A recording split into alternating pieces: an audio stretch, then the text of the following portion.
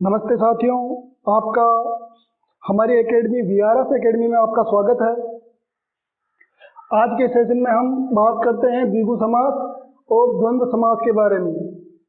द्विगु समास किसे कहते हैं? द्विगु समास उसे कहते हैं जिस सामासिक शब्द में पहला शब्द संख्यावाची विशेषण हो, वो द्विगु समास कहलाता है। यानी वो शब्द जिनका पहला शब्द कोई संख्या दर्शाए उसे हम द्विगु समास कहते हैं। और द्विगु समास के अंदर जो पूरा ही शब्द होता है वो एक समूह का बोध कराता है। जैसे आप देखो अष्टाध्यायी, तो ये शब्द 8 अध्यायों का समूह का बोध कराता है और उसे कहते हैं हम, पाणिनि की व्याकरण है उसका नाम है अष्टाध्यायी, और ये 8 अध्यायों के समूह को अष्टाध्यायी कहा जाता है। वहीं चवन्नी, इसका हम इस सामासिक शब्द का अगर हम विग्रह करें तो इसका विग्रह ये होगा 4 अन्नों का समूह, 4 अन्नों का एक गुच्छा। 4 अन्नों का समूह उसे हम कहते हैं चवन्नी। और द्विगु, द्वि यानी 2 और द्विगु, और ये गु शब्द गाय के लिए आया है, तो इसका अर्थ होता है, इसका विग्रह होता है 2 गायों का समूह।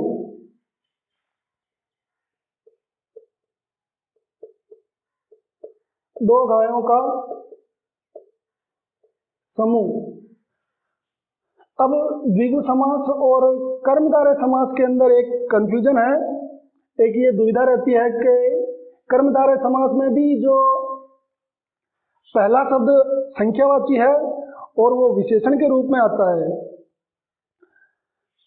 तो उस शब्द को हम द्विगु में लें या फिर कर्मधारय में लें। तो द्विगु समास के अंदर जब संख्यावाची पहला शब्द आता है तो आप ये ध्यान रखें कि वो पूरा शब्द एक समूह का बोध कराए। वहीं कर्मधारय के अंदर वो समूह का बोध न करा करके उसकी विशेषता बताता है किसी चीज की, और उसमें जो संख्यावाची शब्द है वो पहले भी आ जाता है, बाद में भी आ जाता है, वो उसमें विशेषता बताता है कर्मधारय समास के अंदर। जबकि द्विगु समास में पूरा शब्द एक समूह का बोध कराता है। इसके लिए मैं आपको एक वरीयता क्रम बताऊंगा, उसके हिसाब से एग्जाम में वरीयता क्रम के हिसाब से आप ऑप्शन को चुन सकते हैं। वरीयता क्रम ये है, सबसे पहले आप चुनो बहुब्रीहि समास को, जहां तक हो बहुब्रीहि समास सबसे पहले आएगा वरीयता क्रम के अंदर। सबसे पहला ऑप्शन हम बहुब्रीहि समास का चुनेंगे। फिर अगर किसी शब्द में बहुब्रीहि समास नहीं है, ऑप्शन में नहीं है, या वो आपको लगे कि इस शब्द में बहुब्रीहि समास तो नहीं है, तो फिर कर्मधारय समास।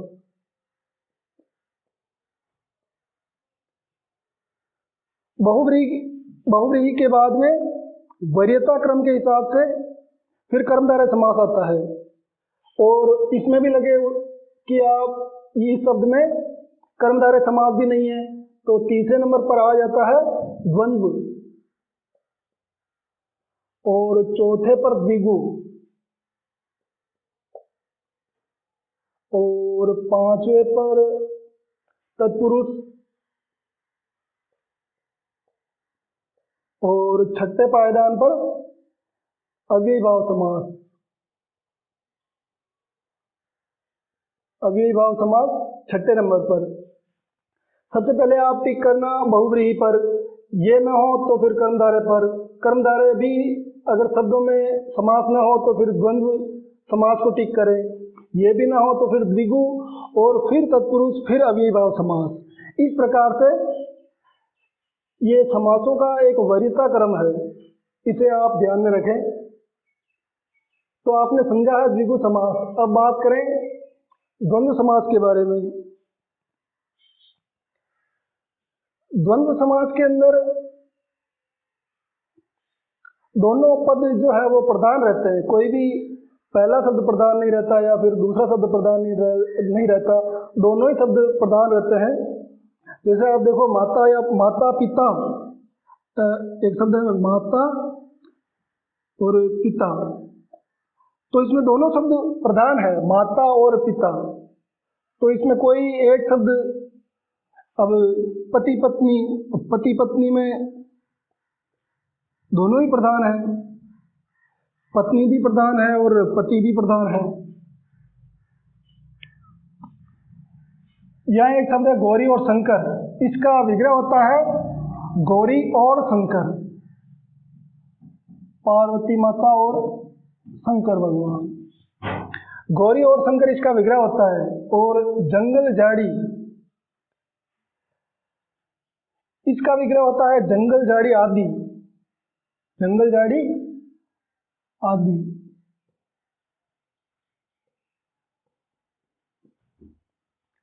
आजकल, इसका विग्रह हो जाता है आज या कल।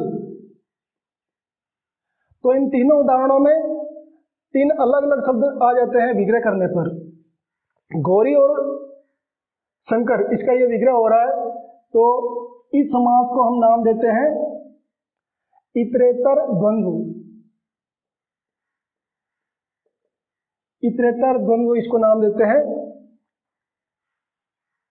पहला और दूसरा, गौरी और शंकर, इतरेतर द्वंद्व का नाम इसे हम दे देते हैं। दूसरा जो उदाहरण है जंगल झाड़ी, तो इसमें पूरा एक जंगल झाड़ी आदि एक अन्य शब्द भी छिपे रहते हैं।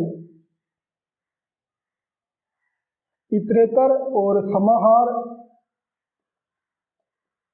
समाहार द्वंद्व,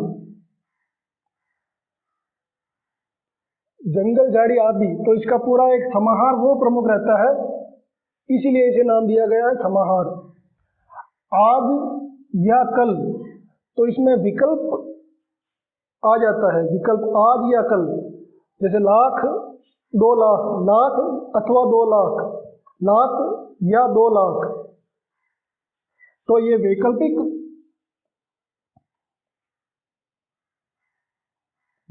द्वंद्व हो गया।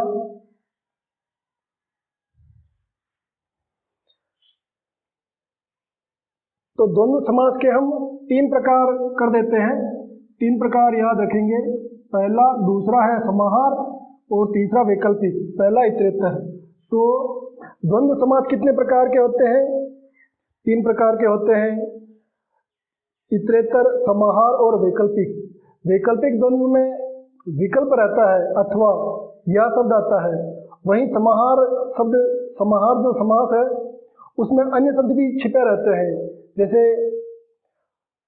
हमारे घर कोई मेहमान आता है तो हम कहते हैं कि चाय नाश्ता कर लो, तो हमारा अभिप्राय ये रहता है कि चाय, नाश्ता या भोजन पानी कुछ भी आप ले लो, तो इसमें अन्य शब्द भी छिपे रहते हैं, इसलिए ये समाहार द्वंद्व। और इतरेतर द्वंद्व में और शब्द आता है। आशा है आपको ये सेशन अच्छा लगा होगा और आपको समझ में आया होगा। अगर अच्छा लगा है तो वीडियो को लाइक और शेयर जरूर करें। स्वस्थ रहें, मस्त रहें, देश के विकास में अपना सहयोग दें। जय हिंद।